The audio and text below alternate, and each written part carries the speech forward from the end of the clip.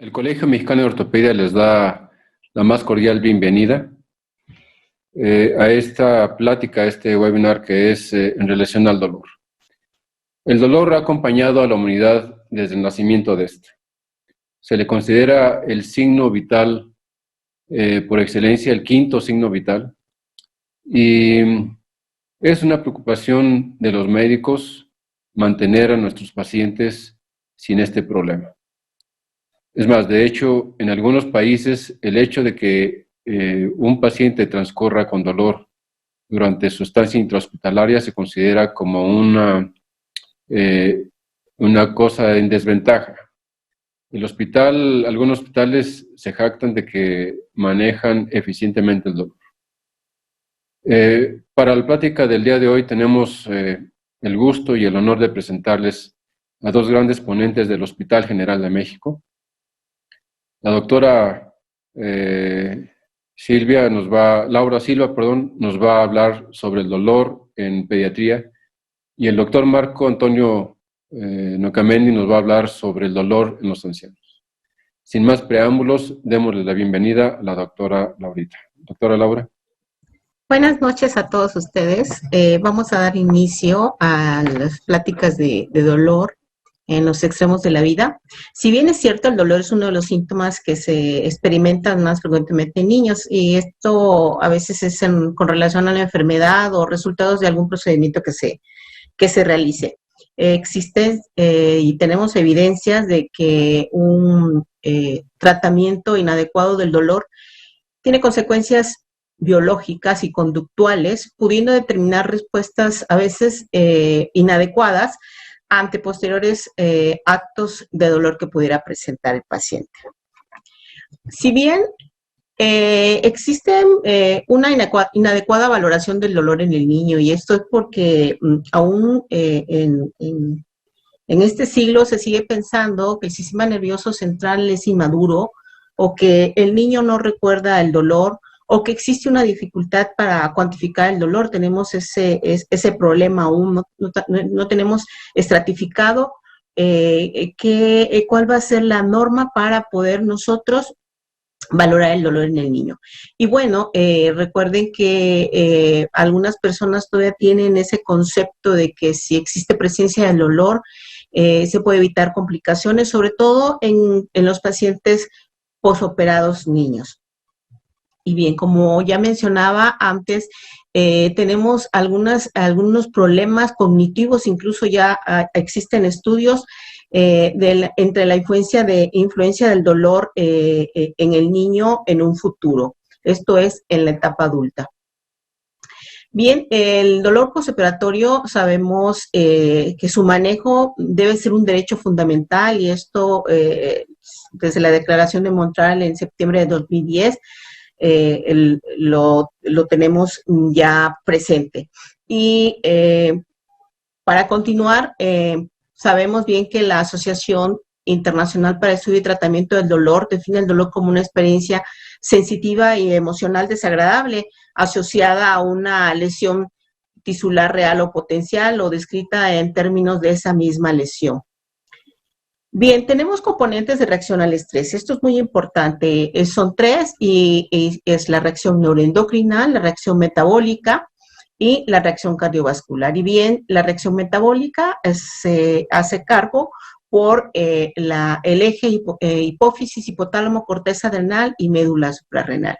Y la reacción metabólica, bueno, esto es por las hormonas que se producen en el eje y sus efectos en órganos como páncreas, hígado y músculo esquelético. Y la reacción cardiovascular, como bien todos sabemos, pacientes hipertensos con frecuencias cardíacas aumentadas. ¿Qué pasa con la respuesta al estrés? Bueno, existe una movilización de los depósitos de glucógeno, tenemos esa respuesta hipermetabólica que está asociada a alteraciones incluso de la respuesta inmune, y con ello podemos aumentar la morbimortalidad del paciente. Esta lámina es bastante interesante. ¿Cuánto tiempo, si nosotros hacemos un procedimiento y no cubrimos bien ese dolor, tiene respuesta el niño al estrés? Bueno, sabemos que la adrenalina y la noradrenalina pueden estar aumentadas incluso hasta 6 horas. Las concentraciones plasmáticas de insulina también se encuentran aumentadas y el lactato y piruvato hasta 12 horas. Si tenemos el estímulo, va a haber una activación celular, va a haber activación del complemento, la generación de cininas, daño celular y lisis plaquetaria. Bien, esto es muy importante, la anatomía del desarrollo de la nocicepción y las vías del dolor. Y entonces tenemos que los receptores sensoriales cutáneos en el niño, por ejemplo, son periorales a las 7.5 semanas de gestación. Ya tenemos sensoriales cutáneos palmares a las 10 y 10.5 semanas y sensoriales cutáneos abdominales a la 15 semana. Y bueno, también tenemos características funcionales en la médula espinal, aferencias talámicas y la función cortical. Y de este otro lado tenemos las semanas de gestación en la que ya podemos percibirlas. Bien, ¿qué es la mielinización? Pues es el proceso de adquirir una membrana de mielina especializada alrededor de los axones que se elabora a partir de estas membranas plasmáticas adyacentes al sistema nervioso central. Los ciclos de mielinización son específicos para cada tracto y se producen durante ventanas de tiempo precisas. Existe a un inicio desde la semana 16 de gestación y continúa incluso después de los 30 años de edad.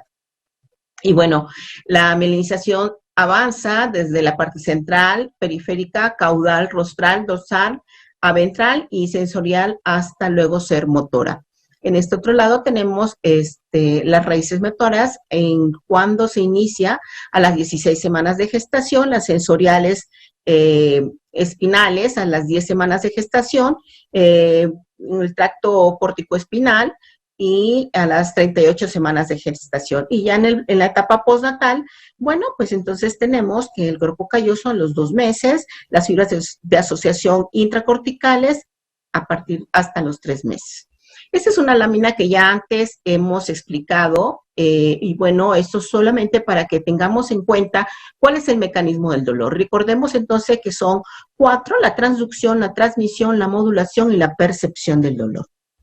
Y bueno, entonces, ¿qué es la transducción del dolor? Bueno, es la conversión de los estímulos nociceptivos, ya sean mecánicos, químicos, a un nociceptor y bueno, con esto se manda una señal electrofisiológica hacia un potencial de acción que se propaga hacia el sistema nervioso central.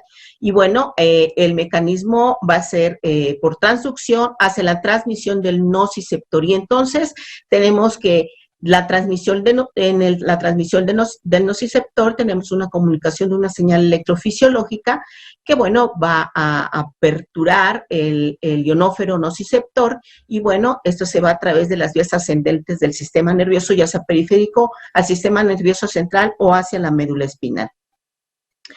Entonces tenemos en mente la sensibilización periférica, que es la lesión tisular, la liberación del contenido intracelular.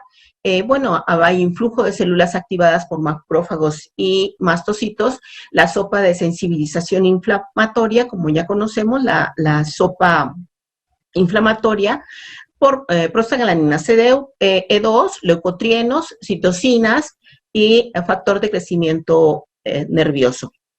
Bueno, estas actúan directamente en el nociceptor terminal y va produciendo dolor y activando al nociceptor.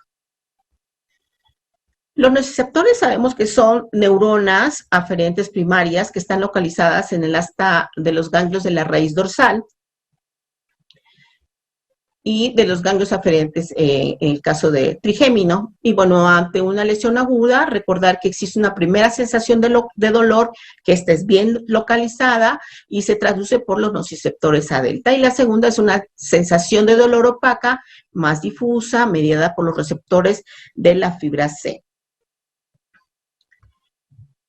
La transmisión del nociceptor, bueno, las aferentes sensoriales de los nociceptores terminan en la médula espinal, donde pueden penetrar hacia la materia gris directamente Y bueno, por la citoarquitectura de las láminas de Rexes, de la 1 a la 10. Y bien, entonces tenemos aquí que son dianas simpáticas de nociceptores. Y estas son neuronas de segundo orden. Y bueno, las fibras C terminan en las láminas 1, 2 y las fibras ALDA terminan en la lámina 1.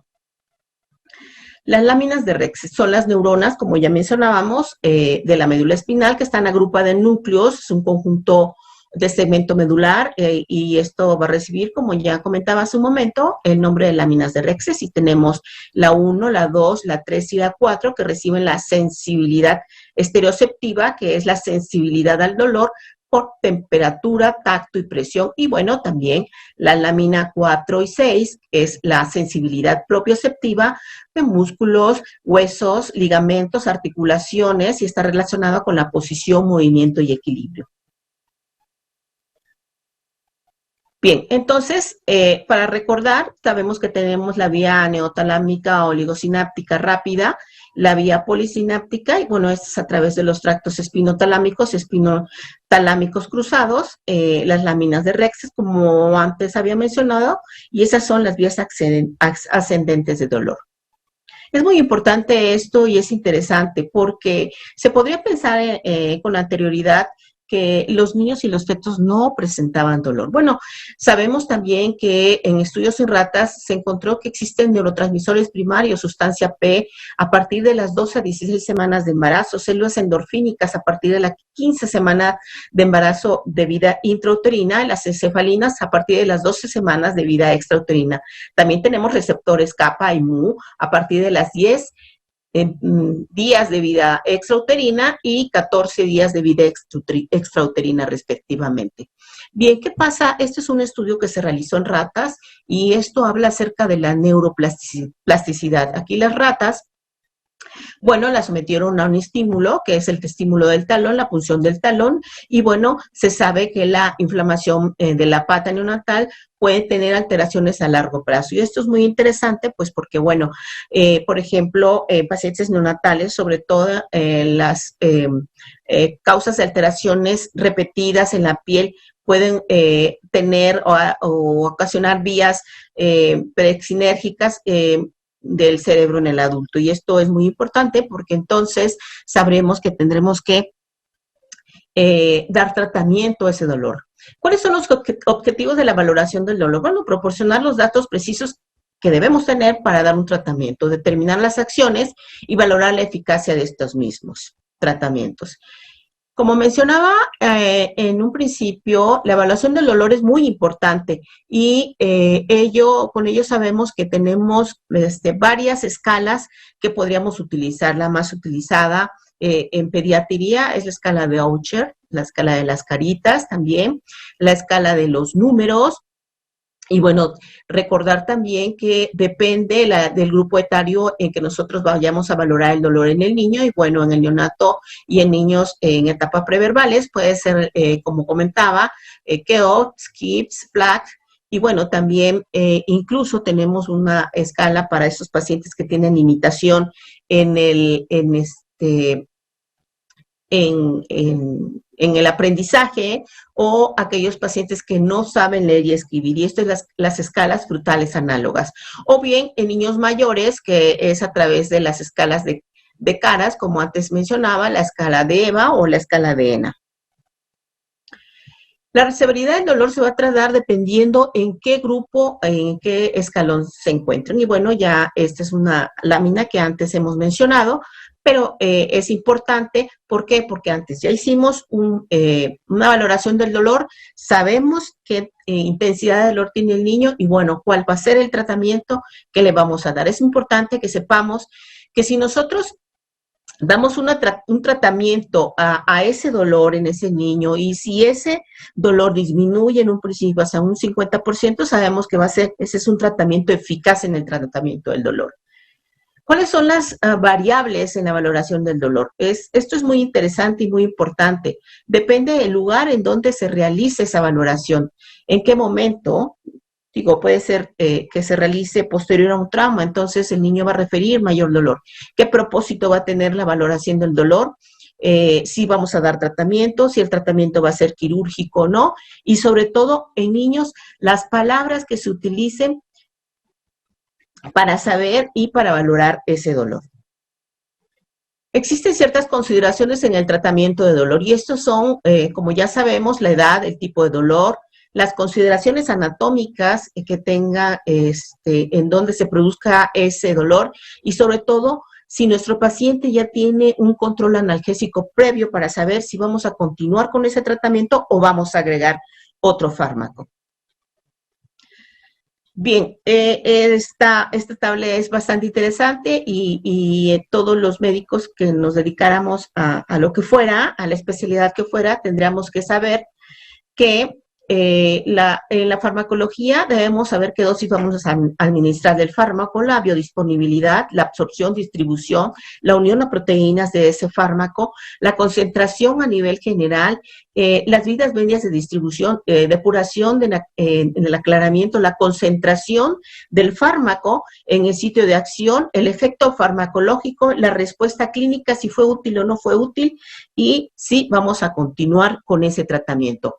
Existen características fisiológicas que afectan los metabolismos de los analgésicos, sobre todo en los niños. Y estos son, bueno, sabemos que tienen un sistema enzimático inmaduro, que tienen alteraciones de la filtración glomerular, esta se encuentra disminuida y aumento del porcentaje del agua corporal y hay un aumento en la concentración de la albúmina y de la alfa-1 glicoproteína. Y bueno, la severidad del dolor pues va a depender, como todos sabemos, del tipo de cirugía. Por ejemplo, en este tipo de cirugía es de compresión de canal espinal o la reconstrucción compleja, bueno, vamos primero a ver cuál es el nivel en donde se encuentra el dolor, qué tipo de tratamiento podemos dar y cómo vamos a continuar. Sobre todo, si el paciente se ha operado, saber qué fármacos vamos a utilizar en el posoperatorio. Y bueno, como todos sabemos, el acetaminofén, que es un derivado del paraminofenol, es un derivado de la fenatecina, es un potente, tiene potente efecto antipirético con propiedades antiinflamatorias,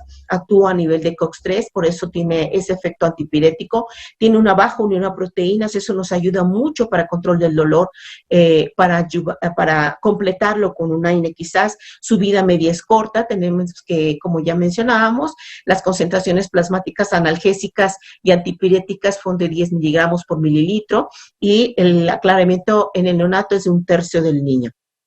Tenemos las dosis también sugeridas dependiendo de la vía de administración del paracetamol.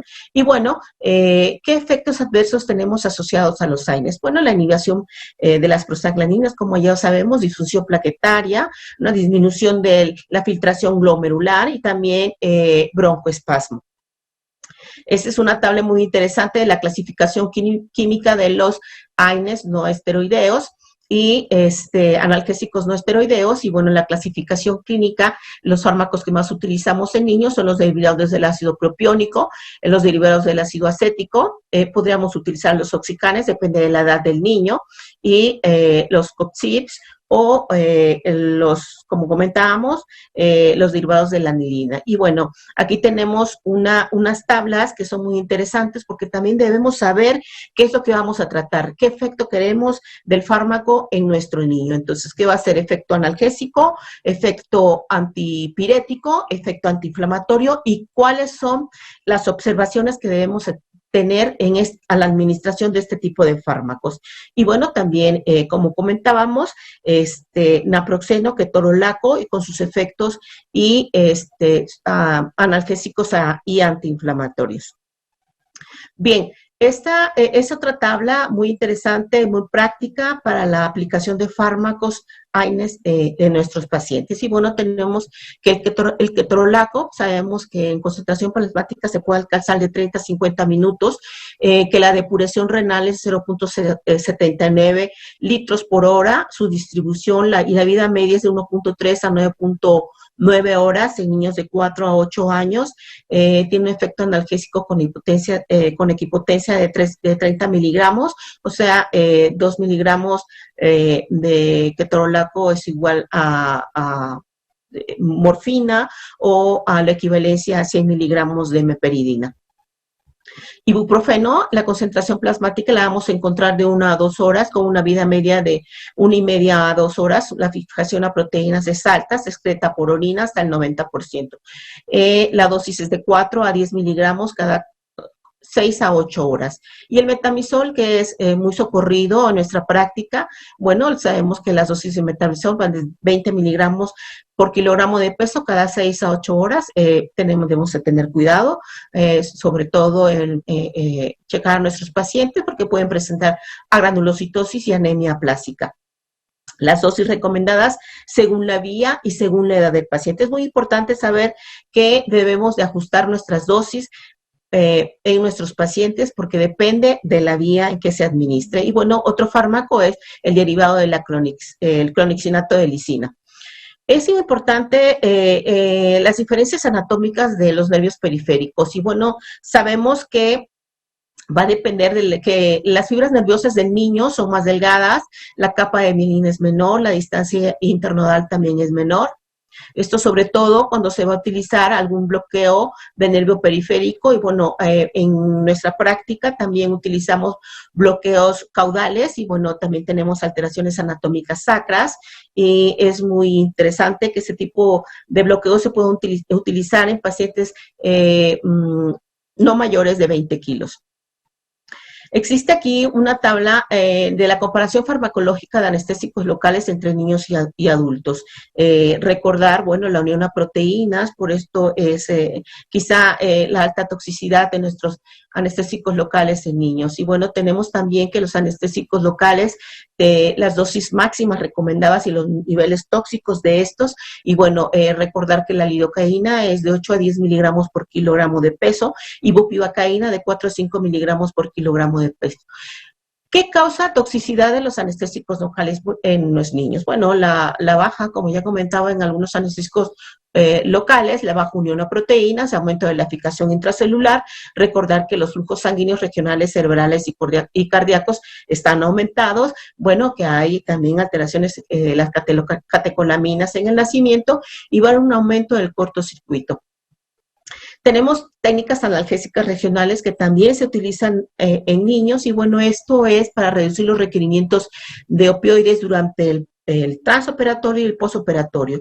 Y bueno, eso también va a ocasionar que nuestro paciente pueda deambular precozmente y bueno, que tengan una excelente analgesia. Para algunos niños, cuando nosotros utilizamos este tipo de bloqueo, recordar que nuestros pacientitos deben de estar sedados o incluso anestesiados y con todos los requerimientos del monitoreo requerido para poder practicar este tipo de bloqueos. Y bueno, tenemos entonces que existen volúmenes de bloqueo según el pleco que se va a utilizar y según los kilogramos de peso para todos y recordar que es muy importante que si nosotros utilizamos ultrasonido en la aplicación de bloqueos de plexos en extremidades de niño, podemos reducirlo importantemente si nosotros utilizamos un ultrasonido.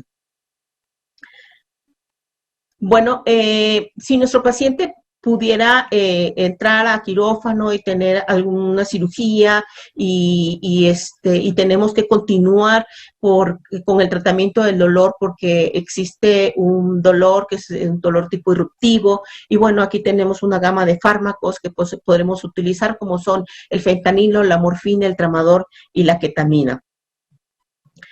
Esto es muy interesante. Sabemos que el dolor es algo en niños para su tratamiento es algo complejo.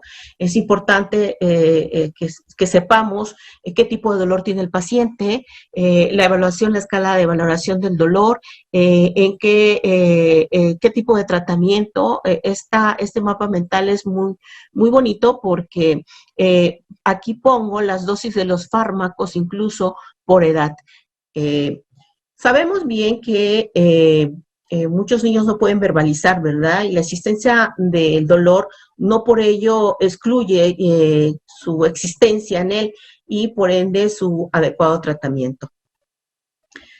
Muchas gracias. Muchas gracias, doctora Laura Silva. Interesantes comentarios acerca del manejo del dolor en la población pediátrica. Como todos sabemos, El promedio de vida a nivel general en todo el mundo está aumentando. Muchos de los países se enfrentan a una población de la tercera edad cada vez más numerosa. La buena noticia es que la Organización Mundial de la Salud acaba de comentar ahora en febrero pasado que la tercera edad ya empieza después de los 75 años. Y es que los que estamos todavía abajo de esa edad podemos considerarnos chavos. Nuestro país no se excluye a ese fenómeno. Cada vez nuestra población geriátrica aumenta día a día. Es por ello que también aumenta la importancia para el correcto tratamiento de este tipo de población. Para ello, el doctor Marco Nucamendi nos va a hablar sobre este tema. Marco, gracias por aceptar estar con nosotros. Bueno, muy buenas noches a todos. Es un honor para mí estar acá en esta ocasión, hablando sobre dolor y con una persona tan experta como es la doctora Laura Silva, compartiendo foro conmigo en este momento. Y en esta ocasión pues vamos a hablar de los extremos de la vida. La sesión anterior se habló sobre el dolor posoperatorio y creo que fue una buena sesión. Y ahí se aclararon algunos puntos básicos que eran necesarios para el manejo del dolor posoperatorio en ortopedia. Ahora nos vamos a los extremos de la vida. En los aspectos generales, hay que tomar en cuenta que en la protección del adulto mayor es necesaria. ¿Por qué razón? Porque con la edad se van perdiendo capacidades, de tal forma que el subtratamiento del dolor es frecuente. Se considera que el 80% de los adultos mayores por lo menos han tenido un evento grave de dolor por año, y de estos, 80 a 90% son en la región lumbar, y el resto acompañando no solamente a la región lumbar, sino dolores de cadera y rodillas básicamente. Hombros son las regiones más frecuentes. Pero de estos, ¿qué sucede? Que el 70% de ellos no acude a la consulta, no decide recibir tratamiento por diferentes causas. ¿Por qué razón? La primera es una causa económica. La segunda es que el paciente adulto no le da importancia a su problema de dolor. Y la tercera y muy importante es que tiene miedo de hablar sobre sus padecimientos, su dolor, porque cree que es una carga para los hijos, para la esposa, para la familia, para el cónyuge, para quien vive con él, y que esto va a representar una carga económica, tanto como emocional, trabajo y demás. De tal forma que en un estudio que se hizo poniendo el ejemplo en pacientes con lesión raquimedular, con el doctor Dufo hace unos 20 años, 25 años, un paciente que tenía una sección medular completa de nivel C4 o C5 para abajo.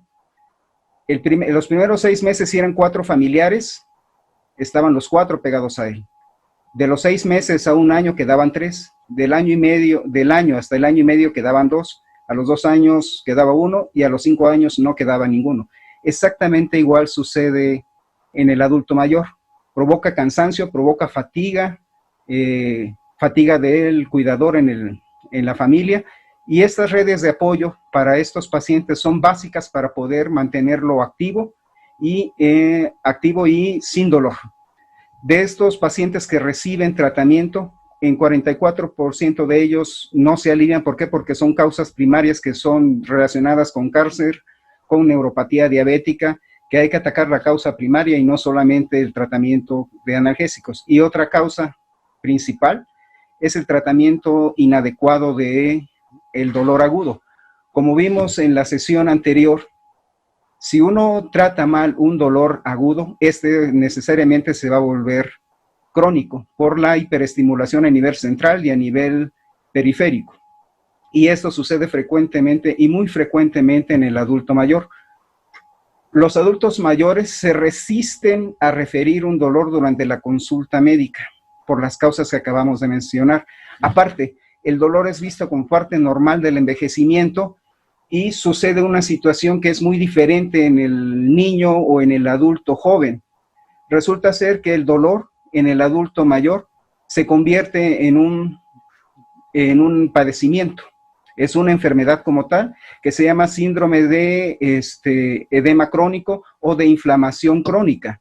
¿Por qué razón? Porque las citoquinas y todo el efecto que tiene el proceso inflamatorio agudo se preserva durante largo tiempo y llega a ser constante en estos pacientes. Por lo tanto, la sobreestimulación va a ser frecuente. Y el síndrome doloroso del anciano es muy difícil de tratar porque no hay forma de revertir como tal estas citoquinas y todo este proceso inflamatorio agudo que se preserva por largo tiempo. Aparte de que si aunamos a ello, tiene Alzheimer, tiene secuelas de un accidente vascular cerebral, tiene una neuropatía diabética, es hipertenso, tiene una gama de enfermedades y una polifarmacia presente, es muy difícil de abordar y de saber cuán deteriorado o cuánto dolor presenta. Por ejemplo, un paciente que empieza a tener ya disfunción mental o empieza a tener Alzheimer, es muy difícil saber, o demencia senil, es muy difícil saber, comunicarse con él para saber el dolor, o simplemente si hay una disminución de la circulación cerebral y el paciente empieza a tener alteraciones cognitivas, va a ser muy difícil poder abordarlo con respecto al dolor. Y otra cosa, temor a las consecuencias de abordar el dolor. ¿Por qué? Porque no tiene la suficiente economía, porque los hijos no lo apoyan, porque las redes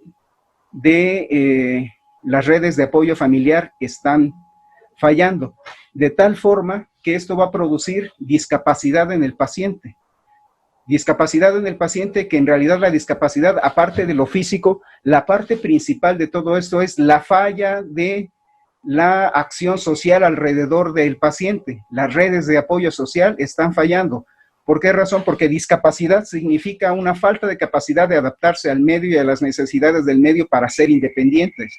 Y esto en el paciente adulto mayor está fallando. Y si a esto unamos que con la edad empieza una disminución de las testosteronas, unas alteraciones neuroendocrinas frecuentes que van a provocar sarcopenia, osteoporosis, alteraciones en el nivel cognitivo, alteraciones en la circulación cerebral y demás, van a ser un paciente completamente dependiente que va a caer en síndrome de fragilidad y en síndrome de caídas. Por lo tanto, el paciente va a tener miedo a moverse tanto por el síndrome de inflamación crónica, por la sarcopenia y todo lo que está aunado a esto, el síndrome de miedo a las caídas, y esto va a provocar que el paciente tenga miedo de moverse, que hable poco de su dolor y que por esto mismo sea tratado. Y si aparte aunamos que va a tener una disfunción renal, una función cardíaca, una función renal, una función digestiva y pulmonar alteradas, son pacientes difíciles de tratar y el paciente se tiene que ver de forma integral. Y si el paciente no tiene estas redes sociales, estas redes de apoyo, pues simplemente no va a poder salir adelante. De tal forma que a la disfunción física que se presenta por el dolor, por todo lo que acabamos de mencionar, agregamos estrés psicológico y el dolor por sí mismo y el estrés aunado a todo lo relacionado que acabo de mencionar alrededor del dolor va a producir estrés y depresión en el paciente y esto va a disminuir su calidad de vida. Y si tenemos un paciente disminuido físicamente, con pocas redes de apoyo, con una disfunción física, es un paciente que cada vez va a ser más dependiente y va a caer en síndrome de fragilidad, que se considera que un paciente con síndrome de fragilidad es cuando tiene sarcopenia presente, tiene osteoporosis presente y tiene, de acuerdo a las escalas de Katz y de Bartel, una pérdida de la función de alrededor del 30 al 40%. En ese momento el paciente está en riesgo de fracturas, en riesgo de caídas, en riesgo de lesiones y en síndrome de fragilidad porque no puede valerse por sí mismo. Y si esto continúa avanzando y llega por debajo del 40% este índice, el paciente está en riesgo de muerte. Se considera que si llega a un 20% de su capacidad de habilidad de mantenerse activo, capacidades físicas, función mental, capacidad de moverse por sí mismo y de valerse por sí mismo al 20-30%, el paciente está en riesgo de muerte. Y si no tenemos esas redes de apoyo, la muerte es segura en estos pacientes. De tal forma que tenemos que hacer un tratamiento temprano del dolor, pero no solamente del dolor, sino de todo el entorno del paciente para poder mejorar su calidad de vida y evitar todo esto que estamos mencionando. La epidemiología. Si se presenta supuestamente 50% en la comunidad que habla de ello y 80% en las instituciones que están buscando en las áreas de urgencias. La localización más frecuente es la espalda, dolor lumbar, y esto va a presentar radiculopatía, y la mayor frecuencia de dolor en estos pacientes es de tipo neuropático, seguido por dolor de rodillas, cadera y hombro, en ese orden. ¿Ok?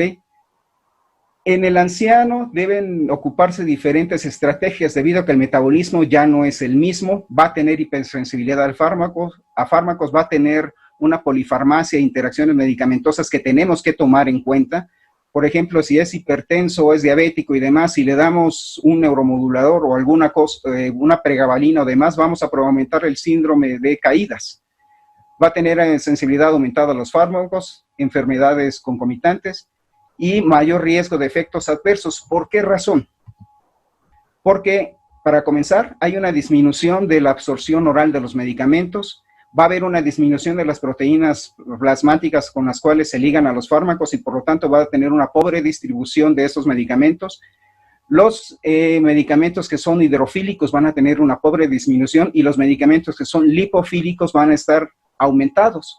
Y si tomamos en cuenta que la mayoría de los medicamentos se metabolizan en hígado y se excretan por riñón y tenemos una alteración hepática, una alteración renal, es muy difícil poder titular a estos pacientes el dolor, aparte de todas las enfermedades concomitantes y toda la polifarmacia que tiene. Todo se tiene que ver de manera integral en este caso en el paciente. No solamente es mandarle un parche de buprenorfina o mandarle el Synergix para que no tenga dolor, sino es ver todo el entorno en general del paciente. Y eso nos falta mucho a los médicos y a los ortopedistas.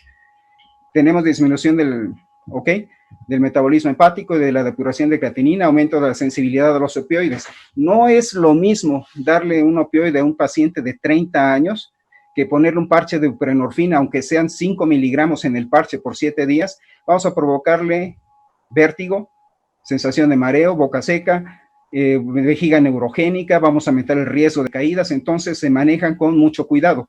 Y los pacientes que están en riesgo de esto son aquellos que tienen un índice de masa corporal por debajo del 22 o por arriba de 29. Son pacientes que pueden estar en este riesgo. Entonces se tiene que tomar en cuenta mucho, no tanto los que están en sobrepeso, sino los que tienen una masa corporal por debajo de 22 son los pacientes en riesgo. De las principales causas son artritis y neuralgia, porque son principalmente columna, rodillas, cadera y hombro, donde se va a presentar más frecuentemente el dolor. Las demás causas son las concomitantes como cáncer, inflamación aguda, neuralgia progresiva, neuropatía diabética, secuelas del accidente vascular cerebral, la fibromialgia que tiene que tomarse mucho en cuenta. Del dolor agudo al crónico, prácticamente a menos que el paciente tenga un accidente o tenga alguna cuestión visceral, es poco lo que vamos a tener de dolor agudo. Generalmente, como son maltratados y después del síndrome de inflamación crónica con aumento de las citoquinas y todo lo que mencionamos, la sarcopenia, el síndrome de fragilidad, esos pacientes van a cursar con dolor crónico por osteoartrosis, artropatía facetaria, estenosis espinal, fibromialgia, pero sobre todo esos pacientes el 80% de ellos va a tener canal lumbar estrecho, artropatía de columna y un dolor de tipo neuropático. Pero esto no es todo.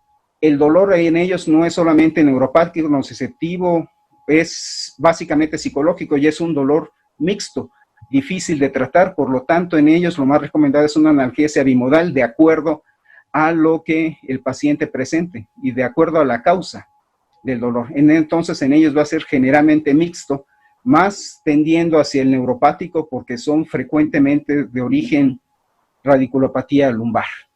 Y asociado a esto, la depresión, que la depresión nos va a tender a que el paciente tenga o presente alodinias, que es estímulos dolorosos que generalmente no deberían doler, o va a empezar a tener dolor por causas que no se consideran dolorosas como tal, como el tacto de una mano, el agarrarse un pinchazo que no debería ser suficientemente doloroso, pero ese dolor está exacerbado. ¿Por qué razón? Toda la cascada del dolor va a estar alterada. Vamos a tener atrofia axonal, vamos a tener una disminución del umbral del dolor, una disminución de la tolerancia al dolor, aunado a la depresión y el dolor no cambia en magnitud, el dolor es el mismo estímulo. Lo que pasa es que el paciente va a tener disminución del umbral del dolor y disminución a la tolerancia al dolor. Y el paciente no va a responder exactamente igual que el joven o que el niño al estímulo doloroso y al estrés y a la respuesta metabólica al estrés. No va a ser exactamente igual. Va a ser una respuesta metabólica al estrés alterada, con aumento de cortisol y otras cosas que le van a producir gastritis y esto. Sufrimiento, desmoralización, depresión, ansiedad, ideación suicida. Todo relacionado con un dolor crónico. ¿Y esto por qué se produce? Por una disminución de la funcionalidad de la actividad. El viejo se empieza a sentir inútil, empieza a pensar que como ya es viejo, es normal que tenga dolor, que ya no puede elaborar, que ya no tiene la misma capacidad de ejercicio, que ya no duerme. Todo esto se va juntando y es un problema complejo. ¿Ok? Se considera que hay una alta tasa de incapacidad silente, por lo que les acabo de mencionar. El paciente no habla de su dolor, no habla de sus padecimientos, porque tiene miedo a hacer una carga, porque tiene miedo al gasto y prefiere aguantarse y porque considera que como anciano ya es parte de su vida normal el dolor y el dolor en ellos se convierte en una enfermedad. El abordaje tiene que ser muy diferente a lo que se presenta en el niño o en el adulto joven. ¿Por qué razón? Porque se tiene que tocar la parte del entorno social y la parte de la depresión aunada al dolor crónico, que no es fácil de tratar en estos pacientes. El deterioro cognitivo, las diferentes patologías que se presentan, el deterioro metabólico, lo que acabamos de ver de la absorción de los medicamentos, distribución de los medicamentos, excreción de los medicamentos y la polifarmacia que tiene el paciente. Y esto es para que el anciano pueda lograr su independencia, socializar y tener una autopercepción positiva de él mismo. Es un problema complejo y se tiene que abordar de manera integral. No solamente indicar el medicamento tomado, inyectado, el bloqueo, sino que se tiene que atacar de forma integral. Pero nada sirve si las redes sociales de apoyo, si las redes de apoyo familiar no sirven, el paciente simplemente no va a salir adelante. Y si no corregimos la depresión, tampoco el paciente va a salir adelante. Y si no le damos terapia física al paciente, movilidad, en este caso, si el paciente empieza a deteriorarse y no le damos movimiento para corregir la sarcopenia, terapia física, terapia ocupacional, juegos mentales y demás, el paciente va a ir para abajo.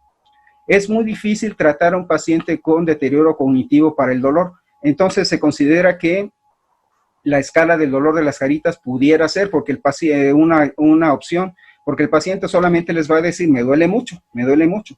Entonces hay que tomar, si el paciente dice que le duele, hay que creerle, aunque no tengamos una escala real por el deterioro cognitivo.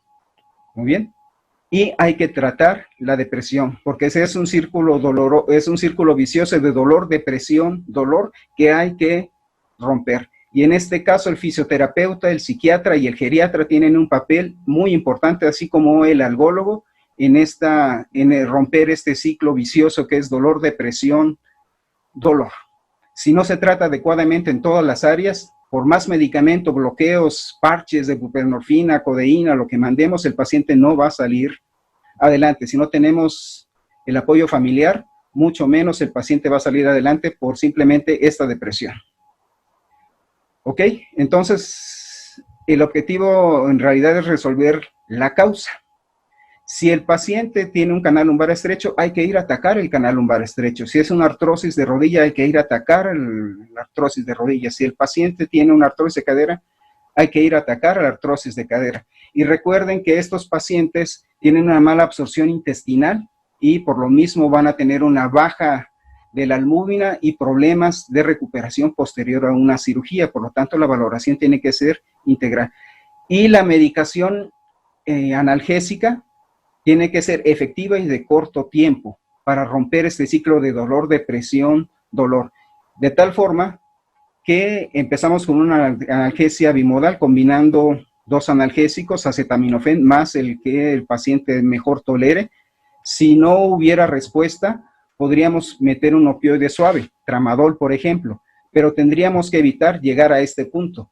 Se recomienda en algunos casos pasar de la escala, de brincar de la 2 a la 3, que ya sería una analgesia por intervención, colocando bombas de infusión de medicamentos o bloqueos para controlar el dolor y evitar el manejo de opioides fuertes en ellos por todas las complicaciones que pueden tener estos opioides en un paciente adulto mayor. O sea, nos brincaríamos a la analgesia intervencionista.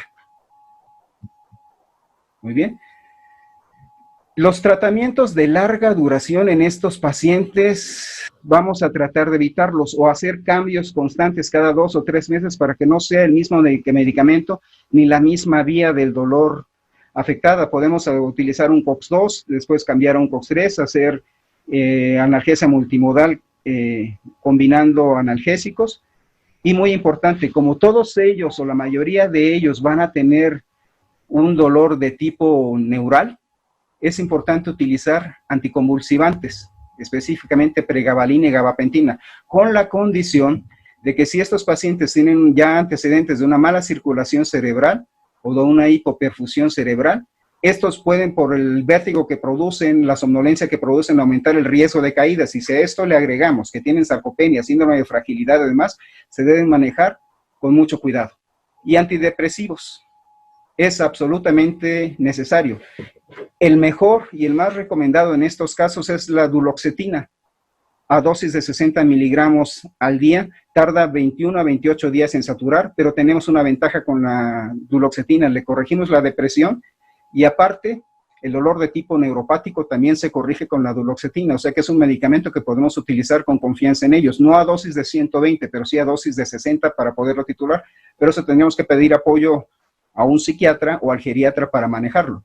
La terapia cognitiva y terapia ocupacional, terapia de comportamiento, juegos mentales es absolutamente necesario para corregir la depresión y no todo es analgésicos, bloqueos, inyecciones, parches de buprenorfina o demás, sino que simplemente la fisioterapia juega un papel importante, la educación del paciente y de la familia. Si falla esta última parte de fisioterapia, si falla esta última parte de estímulo, si falla el estímulo de las redes de apoyo familiar, simplemente el paciente no va a salir adelante.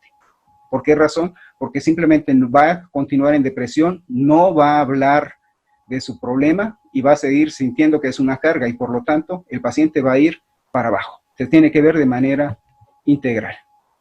El abordaje es distinto a las personas jóvenes porque lo importante de esto es devolver la autoestima en parte al paciente, que las redes de apoyo familiar funcionen, que sea la terapia menos invasiva. En este caso se recomienda casi siempre la vía oral, cuidar los horarios de medicación, la alimentación del paciente y la fisioterapia, terapia ocupacional, juegos mentales para mantener al paciente activo. Y cuidar la polifarmacia, apoyarse siempre en el geriatra para que él nos diga, de acuerdo a la polifarmacia, qué analgésico en conjunto con el algólogo y probablemente con el psiquiatra se pueda atender de manera integral al paciente. Muy bien. Lo que se recomienda de primera línea es el acetaminofén más un AINE. Se menciona acá en la literatura, la American Geriatrics, que hasta 3 gramos al día, pero si tiene el paciente problema hepático, no se pueden dar 3 gramos al día. Vamos a bajar la dosis y vamos a combinarlo con un COX-2, por ejemplo. Los opioides suaves, tramadol, en este caso se recomiendan dosis de 10 a 25 miligramos cada 12 horas, no más. Los parches de buprenorfina se recomiendan los más bajos. Si es un parche de 20 miligramos, utilizar un cuarto, 5 miligramos y dejarlo 7 días y de acuerdo a la dosis respuesta. Si el paciente empieza a tener mareos, vértigos, náusea, vómito, vejiga neurogénica, va para afuera el parche, porque entonces estaría hiperactuando y le estamos aumentando el riesgo de caídas, recordando que el paciente tiene sarcopenia, síndrome de fragilidad, que no va a responder exactamente igual el metabolismo al de un joven.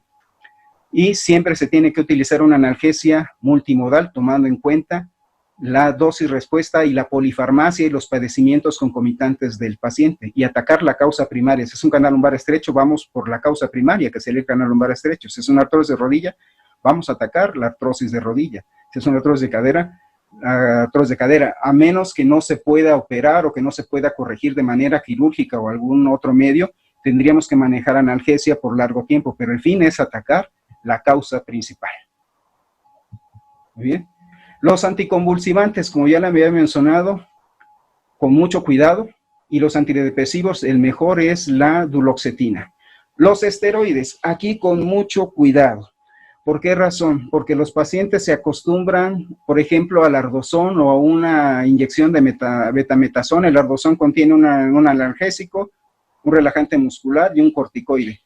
Entonces se les manda por una lumbalgia, 7 días, se corta, y después el paciente, como considera que es el único medicamento que le quita el dolor, lo continúa por largo tiempo y termina con un síndrome de Cushing aunado a todo lo que ya tiene presente. Entonces los corticoides, los esteroides, con mucho cuidado y siempre bajo el manejo médico y tomando en cuenta que el paciente no sea diabético, no sea hipertenso o alguna otra condición renal que impida el uso de estos esteroides orales o inyectados. Siempre se tiene que consultar antes con el geriatra, como mínimo con un internista. Y repito, los antidepresivos son absolutamente necesarios y el más recomendado es la duloxetina porque es antidepresivo y actúa como antineurítico también. Como conclusiones, el dolor en síndrome es un síndrome geriátrico frecuente. El síndrome de inflamación crónica por la alteración constante y permanente de las citoquinas y de toda la inflamación aguda del dolor se considera ya una enfermedad en el adulto mayor. Y a todo esto como secuela vamos a tener por la edad y por ese síndrome de hipomovilidad, fragilidad, sarcopenia y un paciente en alto riesgo. Los de alto riesgo, recuerden, son los que tienen un índice de masa corporal por debajo de 22 o por arriba de 29, y aquellos pacientes que según la escala de Katz y de Bartel tienen una función por debajo, una pérdida de la función por arriba del 40%, son pacientes que están en riesgo. Si estos pacientes llegan arriba del 70 o del 80% de pérdida de la función, son pacientes que están en riesgo de muerte. El tratamiento debe ser rápido, agresivo para cortar el dolor y después un tratamiento analgésico de sostén, pero siempre tomando en cuenta todos los padecimientos del paciente, tomando en cuenta la polifarmacia y en conjunto con un equipo multidisciplinario. No puede tratarlo solamente un médico. Y la polifarmacia debe ser racional, de acuerdo a los padecimientos del paciente y atacar la causa primaria. Muchísimas gracias. Gracias, Marco, por tus interesantes consejos, interesantes nociones clínicas sobre los analgésicos en el tratamiento de los pacientes de esta edad. Bueno, le recordamos a nuestro auditorio numeroso que existe un tiempo para preguntas que se pueden hacer a través de la vía internet. Ya tenemos aquí algunas. Voy a externar algunas de ellas. La doctora Adriana Romo Quesada, una pregunta para el doctor Marcos Nucamenti. ¿Hasta cuánto tiempo se puede dejar el tramadol en pacientes mayores de 70 años? Mire, es difícil de contestar como tal. Se puede dejar por largo tiempo, pero el paciente va a hacer al final de cuento una adaptación o resistencia al medicamento y hay que estar subiendo dosis. Hasta donde tengo entendido, no más allá de 3 meses, porque el paciente empieza a hacer resistencias o empieza a hacer adaptación al medicamento y va a requerir cada vez mayor cantidad de dosis, pero depende del índice de masa corporal, de los padecimientos y de cómo responda al padecimiento. Lo más normal es que se haga el tramadol, ketorolaco tramadol 10-25, no más de 2 dosis, una dosis cada 12 horas. Pero no debería ser más allá de 3 meses. Muy bien. De la misma doctora Romo, una pregunta para la doctora Laura Silva. Doctora, ¿a partir de qué edad podemos prescribir el tramadol? Comentaba que la administración de tramadol puede ser incluso en pacientitos neonatos. Pero depende para qué lo va a utilizar. Hay 2 cosas. Si el paciente es posoperado, que regularmente son pacientes posoperados, bueno, entonces aquí cuando se realizan bloqueos de nervios periféricos se le agrega algún otro fármaco para que el dolor no se presente y actúe un poquito más en los anestésicos locales de larga duración. Pero si va a utilizar tramadol, lo puede utilizar desde 1 a 2 miligramos por kilogramo de peso. Muchas gracias, doctora. Un comentario más, o sea, si van a manejar dosis de 35 o de 50 de tramadol en pacientes adultos mayores, de preferencia no lo hagan. La recomendación es que sea máximo 25 miligramos para evitar el síndrome de caídas, vértigo, mareo y demás. Entonces, no se recomienda más de 25 miligramos cada 12 horas. 35 o 50, que son las dosis que se presentan, es demasiado alto para un paciente adulto mayor. Qué bueno que haces esa aclaración, Marco, muy amable. Sí. El doctor Arturo Efrén Gutiérrez Bautista nos comenta: doctora Silva, sus gráficas nos parecen muy interesantes, muy prácticas, y nos daría mucho gusto que tuviéramos acceso a ellas. Sí, las van a tener. De hecho, está programado para que pueda acceder a ellas, claro, con todo gusto. Se queda toda la plática grabada en internet y Sí. él puede bajarlas de allí. Puede bajarlas de ahí, claro, con todo gusto. Muy bien, doctor Arturo Efrén Gutiérrez Bautista, ya sabe allí la respuesta. Aquí hay un caso clínico para la doctora Laura Silva, doctora. Ok. Y si se trata de un masculino de 15 años, con antecedente de parálisis cerebral infantil, cuadriplegia espástica, displasia de cadera derecha y la cual ya se encuentra luxada, con dolor intenso en dicha articulación. La escala de dolor visual de intensidad es de 10-10. ¿Qué estrategia se puede utilizar para controlar el dolor? Y aquí ofrece el mismo preguntante las dos opciones. Una infiltración regional o bloqueos terapéuticos. ¿Qué estrategia recomendaría? Atentamente, doctor Omar Carlos González. Doctor González, este niño de 15 años, recuerde que existen escalas de valoración para ese tipo de pacientes que son diferentes a todas las demás. Entonces, habría que evaluar con mayor precisión el dolor, pero entendiendo que tiene 10 en su escala análoga visual, con que la pregunta sería con qué lo está tratando para saber con qué lo vamos a continuar. Tiene 10-10, entonces es un paciente que se tiene que poner bloqueos regionales con aditamentos de fármacos para que estos bloqueos puedan prolongarse. Y aquí sí, en la valoración del dolor de 10, habría que aplicar opioides fuertes, teniendo en cuenta ello. Y hay que valorar el dolor frecuentemente. Esto es, si yo con estos tratamientos, que es un tratamiento bifásico, disminuye el dolor en un 50%, hay que nuevamente hacer una valoración para saber cómo vamos a ajustar los fármacos y si nos vamos con un tratamiento de escala A2, quizá. Muy bien. Muchas gracias, doctora Laura Silva. Una pregunta que nos están haciendo aquí frecuentemente nuestros lectores es: después de una artroplastía total de rodilla, ¿cuál sería el manejo ideal del dolor posoperatorio? Y es para usted, doctor Marco Nucamendi. Bueno, esto fue tema de la plática, de la sesión anterior, pero bueno, con todo gusto. Se tendría que hacer inicialmente una analgesia preventiva, ¿sí? Con el analgésico que usted quiera, pero se recomienda que sea con Parecoxib a dosis de 40 miligramos, una media hora antes o una hora antes del procedimiento quirúrgico, y continuar con el Parecoxib con dosis de rescate cada 12 o 24 horas, dependiendo de cómo se presente. ¿Por qué es importante que se haga la analgesia preventiva? Para cortar la fase aguda del dolor y que el paciente salga sin dolor de la cirugía. Se puede hacer también una infiltración con un anestésico local en la zona quirúrgica, ¿sí? Para cortar el dolor y que el paciente tenga una buena analgesia posoperatoria, tenga una buena noche, y usted también. Pero se recomienda una analgesia preventiva con Parecoxib a dosis, si es una cirugía pequeña, por ejemplo un antebrazo y demás, 20 miligramos una hora antes de la cirugía, con dosis de rescate a las 12 o 24 horas, de acuerdo a cómo evolucione. Pero si es una rodilla o una cadera, 40 miligramos previos. Si no, posteriormente se tendría que utilizar ya una analgesia multimodal, combinando Parecoxib con algún opioide. Pero la colocación de anestésico dentro de la herida les va a mejorar mucho. se prefiere que sea la analgesia preventiva con paricopsil. Muy bien, gracias, doctor Marcos. Si no, puede ver la plática anterior y ahí, en la sesión anterior, ahí lo explicamos perfectamente.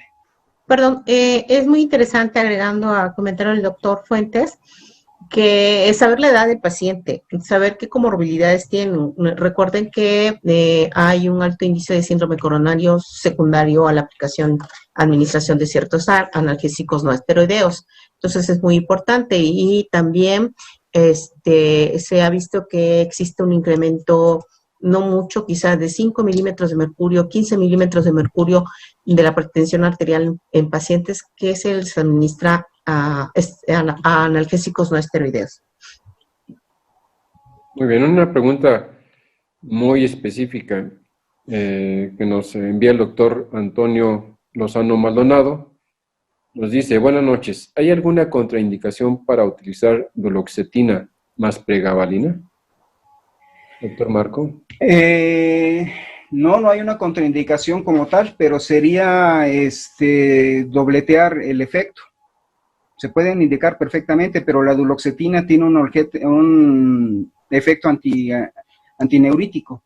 Se pueden mandar, claro, pero no es lo más conveniente. Lo más conveniente es utilizar la duloxetina sola, que tiene el efecto antineurítico similar a la pregabalina o la gabapentina, más aparte el efecto antidepresivo.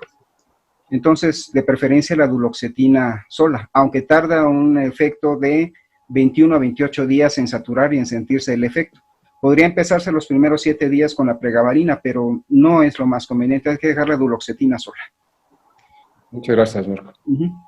Recordar que también en los gabapentinoides pueden ocasionar alteraciones de depresión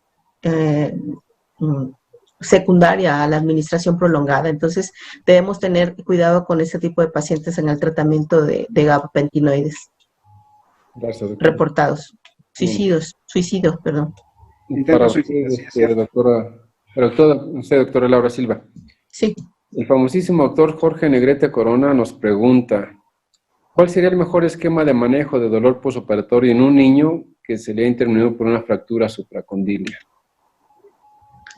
Ok.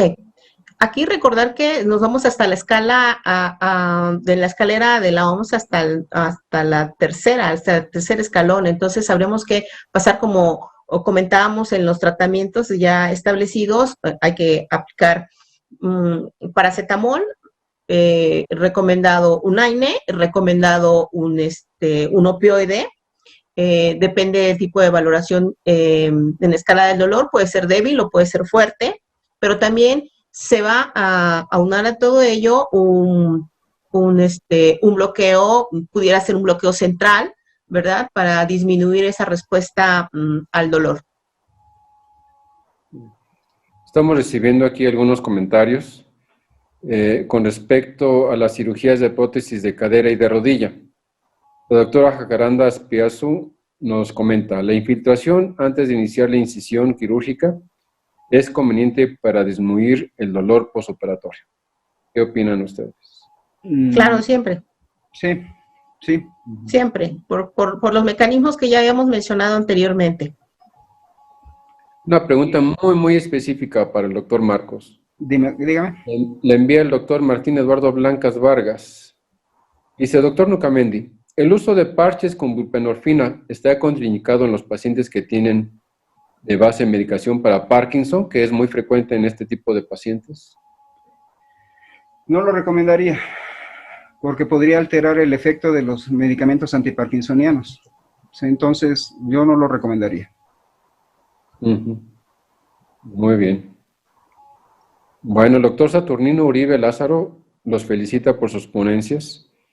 Y dice: ¿por cuánto tiempo se puede dar la duloxetina, doctor Marco? Eso lo tendría que contestar un psiquiatra como tal, pero se puede dar por largo tiempo hasta corregir la depresión, pero eso tendría que comentarlo más bien con un psiquiatra. Se comenta que el efecto empieza a partir de los 28 días y se puede sostener hasta que haya control del dolor para luego hacer una baja un ajuste del medicamento, pero se puede dejar por largo tiempo.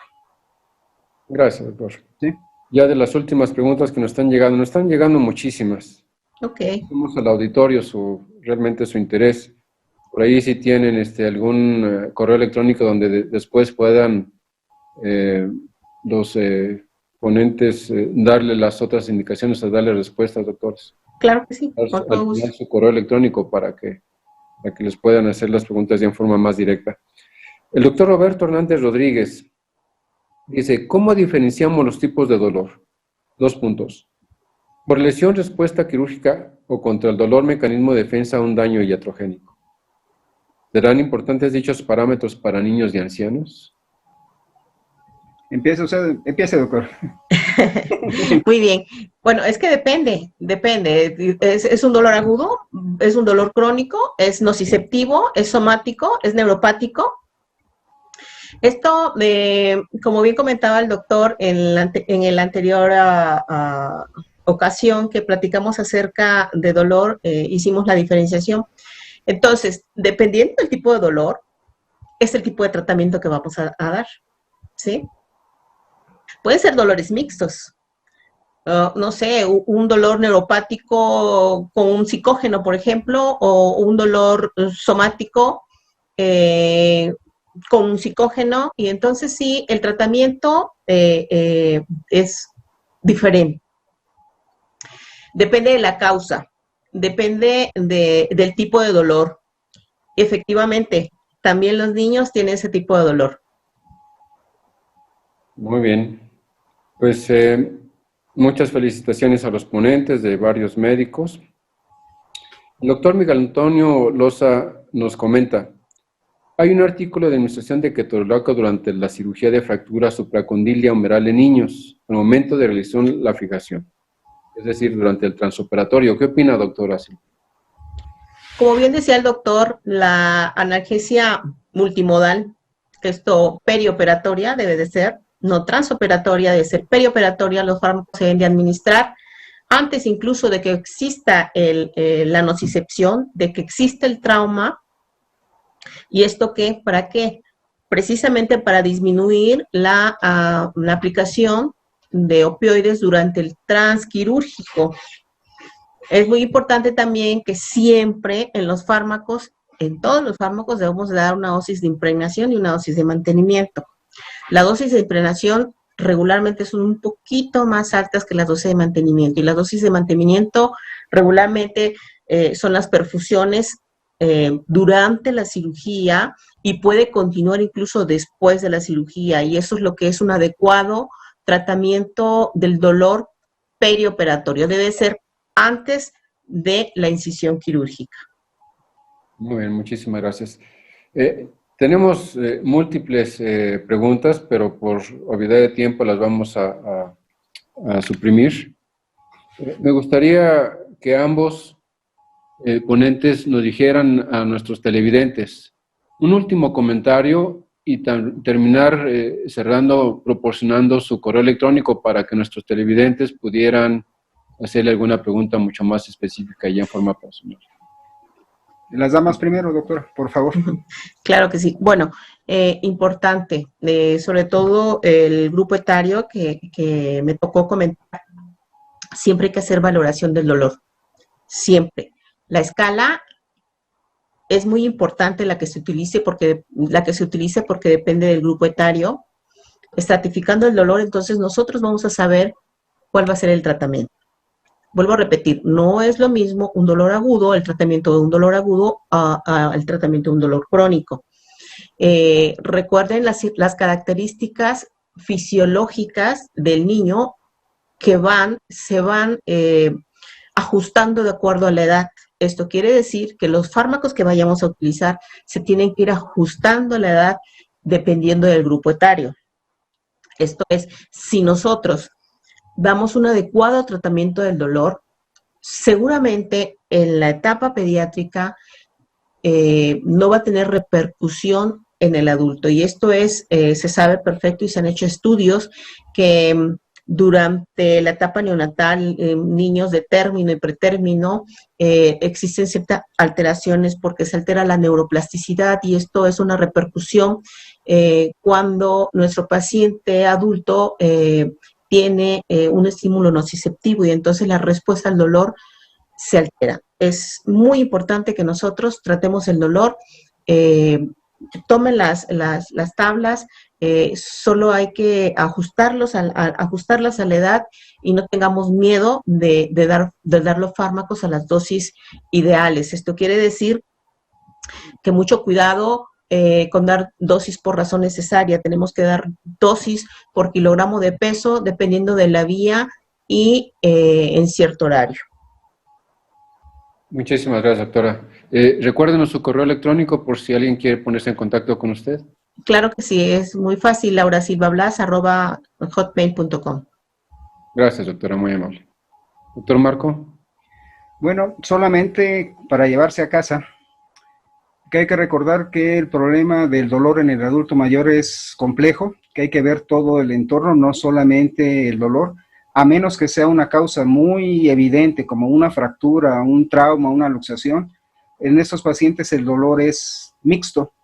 Hay que tomar en cuenta todas las comorbilidades que se presentan, la polifarmacia que tiene el paciente, que va a tener un síndrome de inflamación crónica, que va a tener un síndrome de fragilidad, y que si no se tiene el apoyo de las redes de apoyo familiar, el paciente jamás va a salir adelante, que es un paciente que hay que tomar en cuenta que tiene un deterioro cognitivo, que hay que tomar en cuenta que todo es un entorno que tiene que verse como una complejidad completa.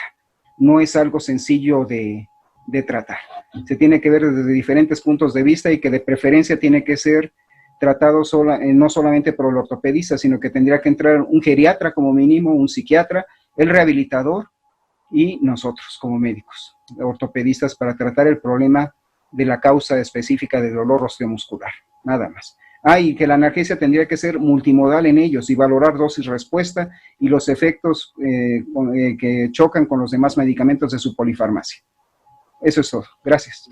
Marcos, ¿tu correo? fuentesnucamendi@yahoo.com.mx. Gracias, Marcos.